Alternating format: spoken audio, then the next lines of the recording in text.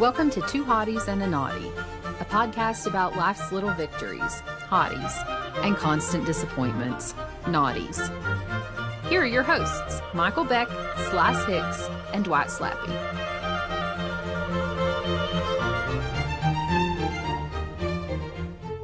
Welcome to Two Hotties and a Naughty. My name is Michael Beck. I'm Hicks. And I'm Dwight Slappe. And I am delighted to announce that this week is a very special boy's birthday. That's right, listener. Your very own Dwight Slappe is a very spry-looking 53 years old this week. You don't look a day over 52. I'll take it, because most scientists think I died 6 years ago.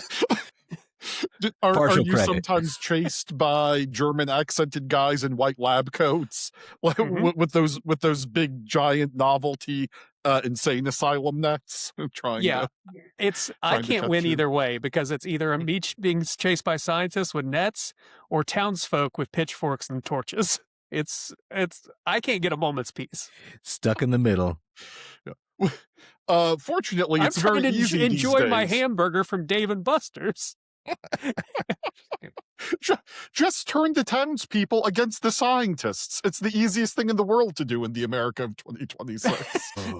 Well, those scientists all got the jab. You know what they ain't been jabbed with? A pitchfork. Well, now that we've all been imbued with the excitement of another trip around the Earth's sun for our special boy, maybe this is the time where Beck finds out that we're having a birthday celebration for me this weekend, but you, of course, were not invited because you live in Virginia. But we'll be thinking of you. You're invited now if you can make it. Yeah, if you want to make the trip, if you want to drive 6 hours to go to a 46-year-old man's bowling birthday party. I think you do. Mm-hmm. I was thinking about it until I learned that there might be bowling at this birthday party. Well, it had to be bowling because COVID killed all of the McDonald's playgrounds, so I can't do that anymore. And he's still banned at Dave and Buster's. Burger King and get your paper Burger King crown. I will be stopping by Burger King before I go bowling to get my crown, my birthday boy crown. He's going to have it his way, baby. I didn't mean to make fun of bowling. It's a fine and a noble profession. Yeah, don't get the bowling people on us back. Jesus Christ. No. It's Swifties, it's the Bayhive, and then it's bowling people. Bowling. Yep. Can't do it. You get canceled by the bowling crowd. You are dunzo, my friend. Dunzo. You're going to have to wear your own shoes for the rest of your life. Mm-hmm. Oh, that would Good luck finding a ball that's got the right size finger holes, too. Not happening, buddy. Not happening. This is, Beck, I'll put you down as a maybe. Yeah, a maybe, yeah, and I'll bring some sort of casserole side. Yeah. Oh, okay. No tuna, please. Gross. Yeah. We don't want that at the lanes. Oh God! No, I don't want you to drive 6 hours with a tuna casserole in your car. I also can't imagine anything less appetizing than a tuna casserole brought from somewhere else to a bowling alley. And then sitting there on one of those weird high top tables they have. I think legally you're not allowed to bring a tuna casserole across state lines. I think the Border Patrol will force you to throw it out. That's domestic terrorism. Yes. All right. Well, better just jump into this week's category, of course, which is not Dwight birthday related. I'm sorry to say. Yeah. I guess it could be. Boys, I was just wondering what the hottiest culture you're taking in these days. You know, what's the hottiest thing you're watching or reading or listening to, or the hottiest piece of art down at the hip new local gallery in Putnam County. I don't know, wherever art galleries would be in Slice and I meet in the middle in Putnam County to do all of our art viewing. We have some, we go to the local cafe and then we go to, that one in Putnam County. Yeah. I can guarantee you there's art you can buy somehow at the dog track. I am. Beck, I'll tell you, all of the art in Putnam County, it's quilts. Every goddamn piece of art is a quilt. And Beanie Babies. They're not locally made, but in Putnam County, they are art. My hottiest culture that I've been consuming is, of course, the Muppet Show. I have been watching the classic, episodes of the Muppet Show. It's streaming right now on, I think Disney Plus. I don't know. It's all the same fucking thing. But what a wonderful show. And it's like this show was made just for me. I know all of the weird 70s celebrity guests. I know all of the songs that they sing. I know the cultural references. It's very exciting for me to be a middle-aged man in the world of 1975. I don't know, whenever it is, and go, oh yeah, yay, hooray! It's gonna be special guest host Ethel Merman, or special guest host Joel Grey, or there are a lot of Broadway people, especially in those early seasons. They start to get bigger names as the show goes on. But it's just a lot of fun, and it's such a wholesome show. And it's really funny when the Muppets hit each other, or when the people hosting the show hit the Muppets. That is. It is a guaranteed chuckle out of me. I've never thought about the Muppet violence being such a pro when it comes to the Muppets. It is though. It is though. That in the Ethel Merman episode, she hit a Muppet in every single scene she was in. It's always funny when Miss Piggy hits somebody. Yes, always funny. Yeah. Whenever she makes her karate noise, perfect. Yes. Her hi-ya. Yes, always very funny. Yeah. I want to say at some point during this podcast, over the run of the show, I've come out as very pro Muppet. Slice has come out as very pro Muppet, but I think this is your first. I think this is you declaring your Muppet fandom out loud for the first time. I had to find the courage in my heart and go against, there's a lot of stuff out there in the culture telling you stay away from the Muppets. The Muppets aren't in the Bible. The Muppets are Muslim. But I think Dr. Teeth was in the Bible, if I remember my scripture correctly. I'm pretty sure Dr. Teeth was in the Bible. Sam the Eagle was written by Rolf.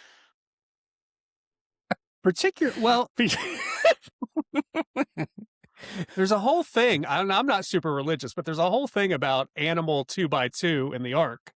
So, I mean, have you watched? We have not watched the new episode of the Muppet Show they released. Have you watched the new episode?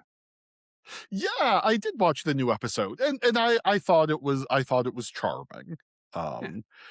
It's I think that any Muppet media there's always sort of a baseline of, oh yeah, okay, but sometimes, and there's no way of predicting it, just every once in a while you realize this is the greatest piece of culture that's ever been produced. And it's Rita Moreno dancing, or Twiggy doing a weirdly, totally straight down the middle, serious song over this photo montage of photos of herself as a child. It was the most disturbing thing I've ever fucking seen. No Muppets in this number. Just Twiggy, and everyone knows who Twiggy is, of course. The weird very British relevant model in the mid-late 60s, 70s.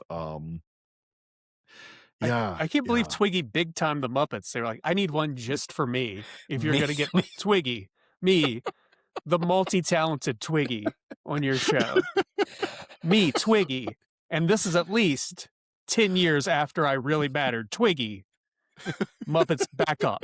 Just back up. Keep Fozzie out of here. No jokes, nothing. No jokes. This is all serious. If I see Beaker's head, I'm going to lose my shit. Twiggy is strictly big time. She does not share a bill with Sam the Eagle. That was. I we already said Sam the Eagle. Statistically, Sam the Eagle was the worst Muppet I could have selected there for comedic purposes. Right, yeah. Which came first, Sam the Eagle or Sam Waterston? Because they look exactly the same. That's true. One had to copy the other, and I'm pretty sure it was Sam Waterston copied Sam Eagle. So right, extensive plastic surgery from Sam Waterston. I mean, I get it. Well, he's in that Robert Redford The Great Gatsby. So whenever that was, I think that was really the first thing that I... Right. By then, Sam the Eagle had already done his Friends show in Edinburgh. See, he was a known quantity. Oh, okay. Well, yeah, so... could it be that Sam the Eagle was wearing a Sam Waterston suit? Like Hannibal Lecter? Or like Buffalo Bill? I mean, like he was wearing a Sam Waterston skin suit? Well, but not as serial killery, you know. Was Sam Waterston a big fat person? Big as John Ritter. It's just colossal. Slice. What is your hottiest bit of culture these days? Man, it's hard to step up to the Muppets on that one, but I've been culture. Video games count as culture, right? Right? Yeah. Sure. See, I wish we hadn't have used all of our Sam the Eagle material earlier, because now we could bring him on screen to censoriously decry video games. Oh. Anyways, I've been playing. Beck's category last week was video games, by the way, for anyone searching for any continuity in this podcast. Oh, that's right. That's right. Hey, you get me on a food kick, now I'm on a video game kick, okay? It's just what it happens. No, it was Beck's category, and he's now trying to tear you down. Yeah, he's poo-pooing it. Yeah. Yeah, I contain multitudes. Yes, video games go. Playing this great little game called Arc Raiders. And I'm not usually one for this genre of video game. It's a shooter game that's called an extraction-based game, where you're basically trying to gather all these materials or items and get out of there alive. I just don't have fun because I usually die before I can extract, and then I feel like it was all for nothing. But this one's kind of this dystopian. You are in this underground city called Speranza, and you go to the top world, and there's all these robots, the Ark, and they come around. They're like trying to hunt you down, and you're just trying to stay alive and like go through old hospitals and things and see what like materials you can find and weapons and so forth. And then you have to go to certain designated areas where there's lifts, where you have to like summon the elevator and be like, stay alive long enough for, whoever's down there is throwing the elevators up there to send it up and open it up for you. There's also like little hatches you can escape, but that costs like a key to get out. But it's really exciting. And then also you have to be careful because other players can be real jerks and they can attack you as well, and they can take all your stuff. They're referred to as rats in the community. So I'm only like level 15. This game came out like 3 or 4 months ago, and I was very hesitant to play it. But my boss actually plays, and he was telling me about it. He's like, yeah, man, I stayed up way too late last night playing Arc Raiders. And I was like, oh, tell me more. I've seen that game, and I bought it. I still kept putting it off, but a couple weeks ago, I was like, you know what? I'm just going to go ahead and do it, because most people say you need to play this game with a crew. So hint, hint, guys, if you want to come to Speranza with me, we could be a wicked 3-man group here. But yeah, it's a lot of fun. What do you play that on? What is it? Dreamcast? What is it? Yes, I actually play it on a ColecoVision. It's a great experience. No, I play it on the computer. I play it on Steam, but you can also play it on the PlayStation or Xbox. I'm trying to convince my kids to play, so I'll have someone to get my back so I don't get killed by all those dirty rats. And it's just people killing people. Is that what it is? No. There's like I ran into a guy the other night that he came up like you can have an open mic so that you can just like talk and be like, hey, I'm cool. Please don't shoot. Oh fuck, man! I'm not gonna play a video. You know how shitty most open mics are. I'm not gonna play a video game where some asshole gets up and does a John Mayer cover, and then another asshole comes and tells a couple of shitty jokes, which are obviously Mitch Hedberg jokes. We have seen YouTube, dude. It doesn't have to be open mic. You can also do push to talk, but yes, it's a lot of fun. I'm pretty sure I played with Tommy Chong. Is he still alive?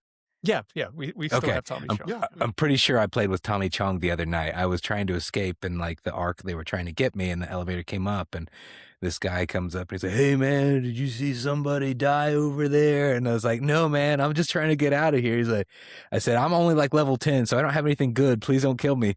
And Tommy Chong was like, oh, you're only 10? Okay, man. And he just starts throwing stuff on the ground for me. He's like, here, take this. And he starts giving me pointers and everything. And then even after we escaped back to Speranza, he joins my party and tells me all these other tips. And I'm just like, okay, I gotta go somewhere, man. You are really cool and all, and thank you for doing this. You're very chill, but I really gotta go somewhere.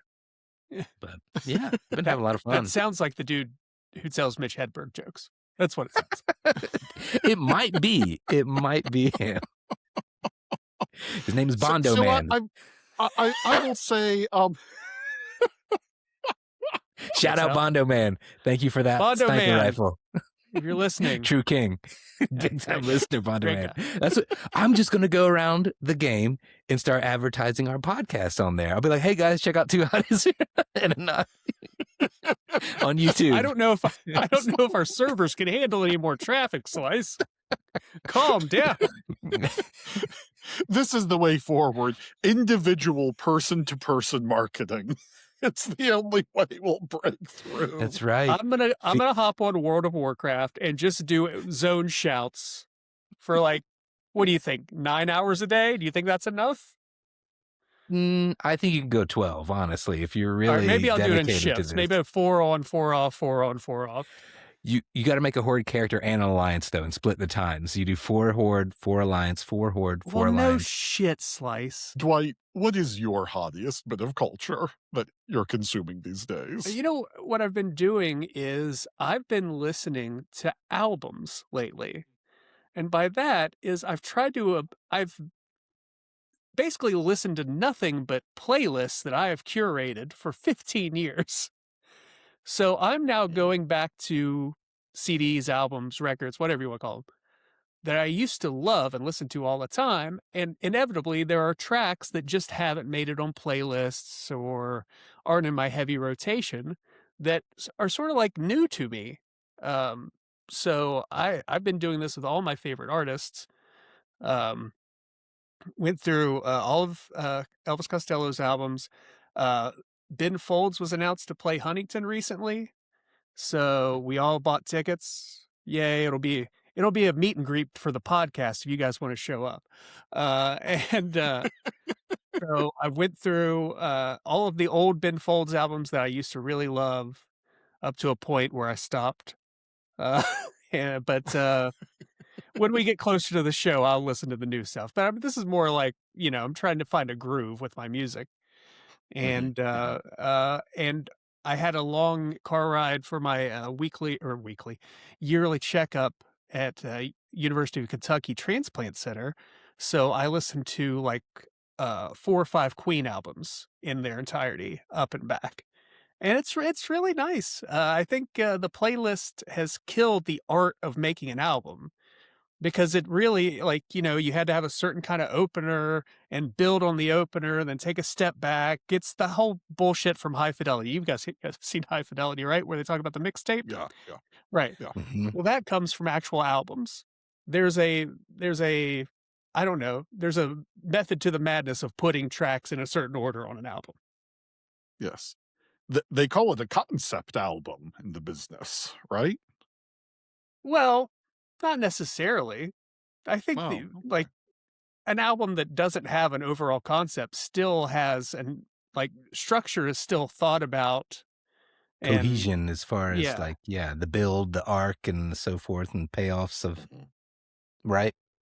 Yeah, it's not all Quantiferia. Yeah. That's true. I guess a concept album has like, all of the songs on this album are about loss or something. Yeah. Like, yeah, it's not Mr. Roboto by Styx. Wish it was. Fuck. Well, there's right, not any other music. So.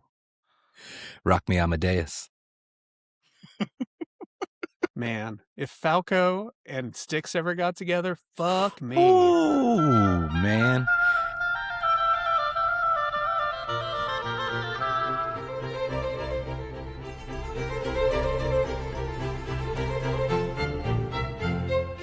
Fellas, I can't believe that this happened, but I overlooked a potential seasonal topical hottie a little over a week ago, Valentine's Day, and didn't have anything Valentine's themed. So, and my anniversary. It's a bullshit holiday. That's why. Well, you're right. You're right. We don't celebrate it here in this house because our anniversary is near the end of the month. So it's, less than 2 weeks after Valentine's. So we don't waste our time or money on silly Valentine's Day. But since my anniversary is coming up, if you're watching on YouTube, you would see an adorable little card that Michael Beck has from, I'm assuming Crystal gave that to you, or did you give that to Crystal? I purchased this for myself. No, my lovely wife purchased this little pop-up greenhouse for me. It is adorable. I love that. It sits on my desk. But in an effort to prepare for my upcoming anniversary, guys, I'm looking for inspiration. I'll kick things off, but I want to see what your idea of your hottiest date would be. Me, myself, and I am a sucker for a rooftop bar or restaurant on a nice May or June evening as the sun's down and just chilling in the open air.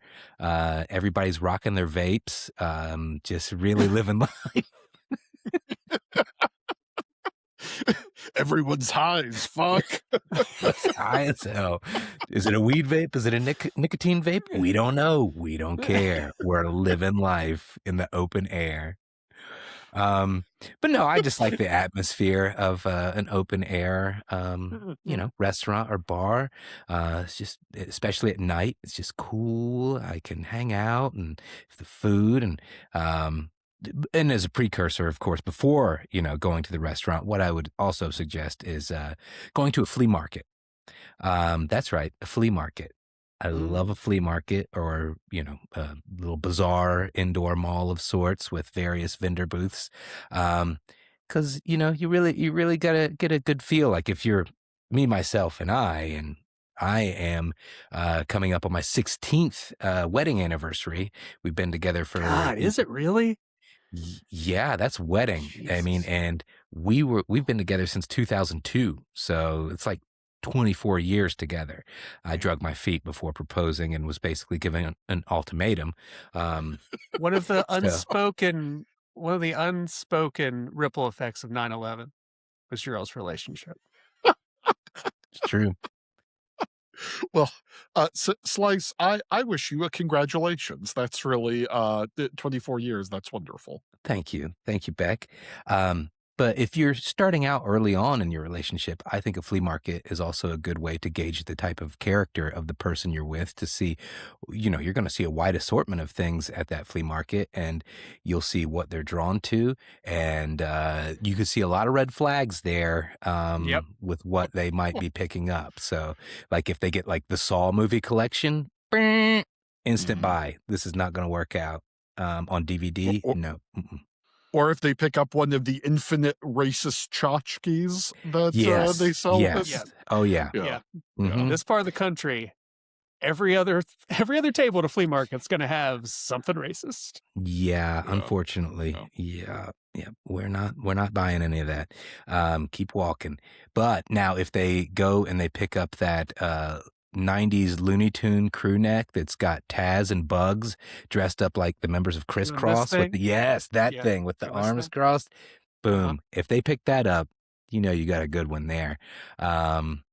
Yeah, and then you could also find maybe cool records. They might find them on see what type of music they're into. But yeah, it's a good time. Good time. Start that off, then go to that rooftop lounge and have a great night. What about you, Dwight? I believe Go ahead. the Braxton County Monster Museum has released a T-shirt with Braxy and the Mothman doing that exact pose in 90s hip hop clothes. I'm so mad if right that's now. something you're interested in purchasing. Oh, I was just there 2 months ago, and Autumn got the Beavis and Butthead one that was Braxy and the Mothman sitting on the couch wearing Marshall and WVU shirts, but they did not have that one yet. So now I got to make another trip all the way back up there to get that hip hop one. Please don't tell Autumn. She'll make me go tomorrow. Okay. When you with this prompt, I was thinking more first date in my head. Oh, okay. We can go that route. And I think an activity is key. Yeah. I think a movie's a terrible date if you don't know the person. Yes, agreed. Dinner's fine, but now the first thing you're doing is eating in front of the person. Also not great. So I think putt-putt, like miniature golf, is great. The answer I came up with was pub trivia. I think that's a great first date because it shows you how you cooperate. It shows how insanely competitive or not competitive somebody is. And it shows if you're a complete dumbass. And that's... Wouldn't you love to know if somebody's a complete idiot on the first date so you could just wipe your hands of it immediately? But what if they really kill it in the Duck Dynasty round? And they know all the names of all the characters. Now we're talking green flags. Because if somebody can tell all those guys with beards apart, then they've probably got a career in the FBI ahead of them. Tracking serial killers. Hitch my wagon to that person. Hold on tight. I think that's a great play. Then you either eat during team trivia or pub trivia, or you eat afterwards. Yeah, get some you've established a common experience, and you go from there. Did I make that sound clinical like a robot any more than I could have? Could I just say, and then you and the person have experienced the passage of time. Well, Beck, what about you? That's going to be hard to top. I like that. Yeah, I didn't know about all that. Well, so my wife and I are both, pompous. So we enjoy going to museums on dates. It checks out. Also, a museum can be a great first date. Because, well, it taps into what Dwight was just talking about, where it's an experience. And especially when I was younger and going on first dates, which of course I do not do anymore because I've been married for a number of years now. Weak. A museum was a good choice because if a lady wasn't interested in going to a museum, she probably wasn't going to be very interested in Michael J. Fat over here. So it's great because you can a museum has built-in being together but not talking, which is I think an interesting and useful thing to do when you're figuring out if you have a bond with someone or not. Can you just be? Be present, exist in the space without having to try to feel the need to fill anything. Yeah, absolutely, yeah. And are they going to be walking around, praising all of the the dumb art. Oh my god, now I can't think of his name. The awful painter of light who everyone's grandma loves. What, Leroy Neiman? Norman Rockwell? Thomas Kincaid?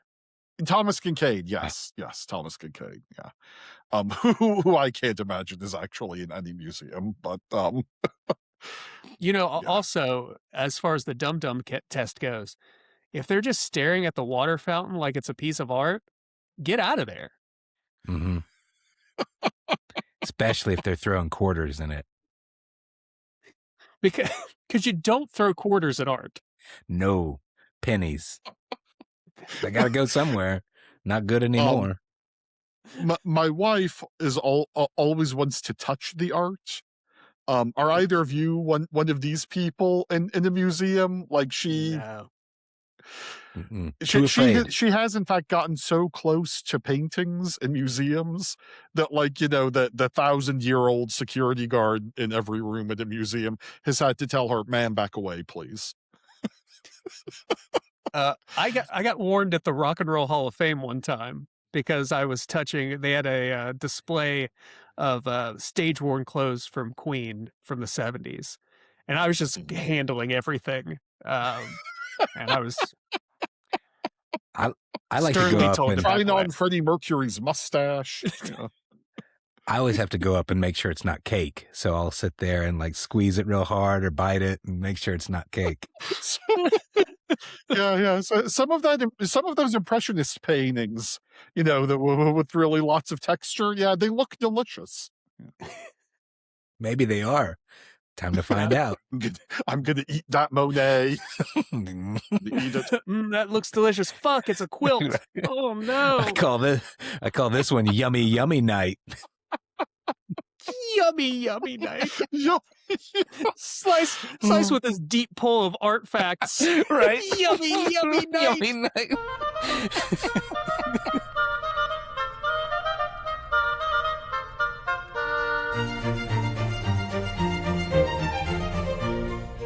And we're back. It's naughty time. And in honor of my aging, I thought we would do, in honor of me slowly fading to dust, I thought we would do naughtiest person you share a birthday with. So I did not have an answer to this before I gave everyone the prompt. So I went searching.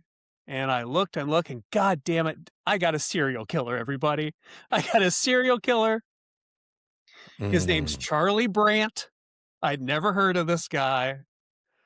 But in the 70s, he killed, at age 13, he killed his mom in Fort Wayne, Indiana, and shot his dad. And his mom was pregnant. That's right. Young, like 13, sociopath. Yikes. And and then there was a long gap, and then when he was an adult in the 90s, he killed 3 more people. But there are several other people along the way that they think he probably killed but couldn't prove it. So this is a pretty bad guy. Yeah. And he barely beat... My second choice was Brad Whitford, not Bradley Whitford, Brad Whitford. It was the second guitarist for Aerosmith. Now, if he was the lead guitarist for Aerosmith, I would have picked him. For sure. For sure. It's terrible, right? But since he's like the rhythm guitarist for Aerosmith, I went with Charlie Brandt, murderer of at least 6 people. It's a close race, but I think you went the right way on this one. Right. If it was Steven Tyler, Jesus Christ, I think we would do the whole podcast about how terrible he is. But rhythm guitarist for Aerosmith just beat out by serial killer Charlie Brandt. Well, and really, Charlie Brandt's, like, his last 3 murders were in Florida. So is that even a crime? I don't think it counts. That no one keeps tabs of Florida murders. Everyone's drinking White Claws. Florida is just America's Ark Raiders. That's like real Ark Raiders. I read a bunch of Wikipedia profiles, and I'm like, my first thought is, well, surely You know what? I'll hold this thought until I hear yours, because I wonder if we went through the same process. Beck, who's the worst person that shares your birthday? Oh, I'm going to win this category. And I have memorized, of course, several people who share my birthday. I will start with someone who's genuinely good, because not genuinely good. She's a shoplifter, but Winona Ryder, who has other accomplishments as well. Now, before we go praising her, I want everyone to remember she's a shoplifter. Yeah, so I think sort of all gentlemen our age are contractually obligated to love Winona Ryder. I share my birthday with her and Joseph Goebbels. Yeah. Yeah. That was what I was about to say. The first thing I did was scan for Nazis on my birthday list. Yeah. Well, they were all born on my birthday, so... Just to be clear, Winona Ryder is not a Nazi. No, not at all. No, just a shoplifter.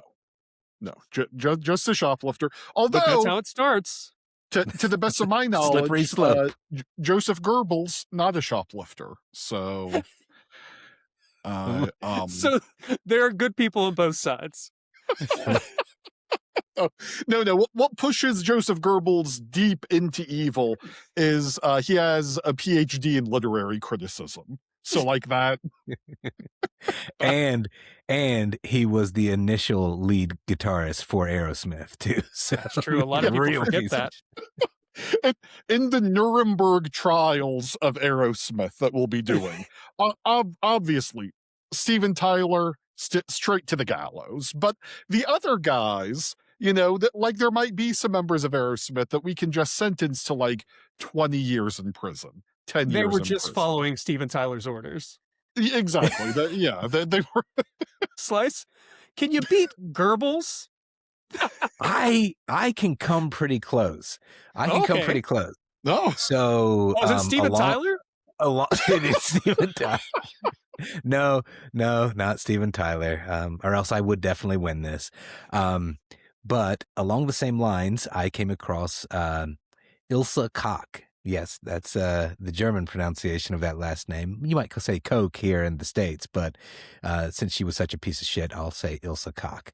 But she was the wife of the basically the head guy at the concentration camp of Buchenwald, and they called her the bitch of Buchenwald or the butcher of Buchenwald, who also did a lot of really messed up stuff. She would basically line up prisoners and force them to strip down, and she would start undressing, and if anyone got aroused or looked at her, she would have them shot in the head.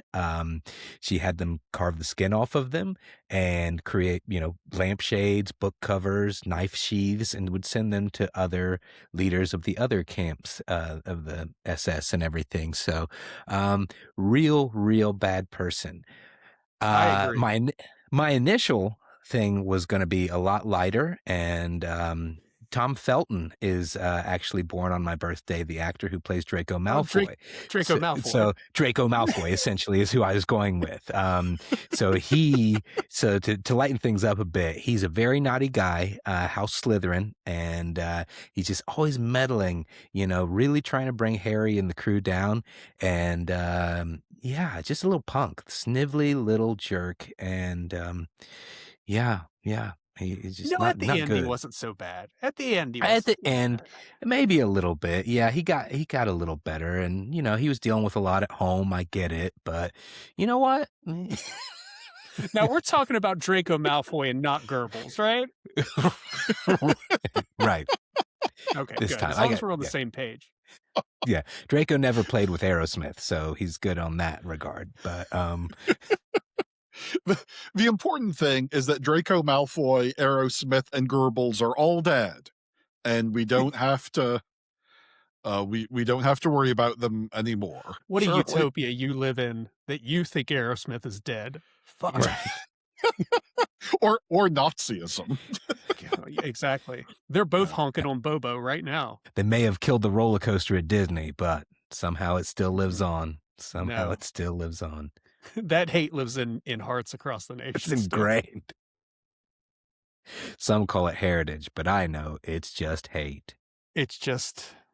Do you think we were too hard on Aerosmith? Well, no. I had to hear "I Don't Want to Miss a Thing" way too many times in high school, so no, I think that we gave them the right amount of They're a really shitty band. It's bad. It's really bad. I don't actually like. I know Aerosmith exists. I know who Steven Tyler is. Just from the recesses of my own mind, I couldn't name a single Aerosmith song. You've won this round. Yeah. I mean, the collaboration with Run DMC was okay, but outside of that, it was fine. It was fine. It was their best work. I'm just going to go out and say that. And it did great things for, I guess, hip hop to a wider audience. Sure. Yeah. But Steven Tyler's best product is his daughter, Liv Tyler, who is terrific. I agree. Wow, we really ran out of steam here talking about terrible people. Yeah. What a downer. What a downer. We did, I'm sorry, guys. I just thought it was Happy such birthday! a fun category. It's a fun category. I'm just talking about a serial killer, and you guys go straight to Nazi town. Jesus. Here's to 46. Oh yeah, so I think you mean 45 and 47 as we're talking about Nazis. Oh yeah, zing! Topical humor. There it is. It's all been topical humor. Well, I'm sorry you listened this week. Not for the first 2/3. The first 2/3. Not the first, but passable. The last segment was. I mean, it was a journey, and we all have to look our fears in the face. Just remember the Muppets. Remember the Muppets. My favorite recurring bit of this show is apologizing to the audience. Right. I will make this promise. We will never talk about Aerosmith this much ever again. 100% not happening. And if you somehow got past the Aerosmith trigger warning on the podcast and still listened, it's on you. I'm so sorry. I'm so sorry. Seek medical attention. We're living on the edge. Ow. Well, you want to do a bit of a slice and I just go back and forth to Aerosmith titles? Dream on. Dude looks like a lady. Ragdoll. Janie's got a gun. Love in that elevator. I got nothing else. I mean, I already said, yeah. Well, everybody, thanks for listening to our final episode today. I'm Slice Hicks. Yeah, let's do the intros, the outro. That's the only way out. That's the only way out. Reverse. Okay, I'm Dwight Slappe. I'm Slice Hicks. And I'm Michael Beck. We love you. Beck, you have to do the love line. We love you is the last line. Yes. And I love you. Oh, finally. Thank you for listening.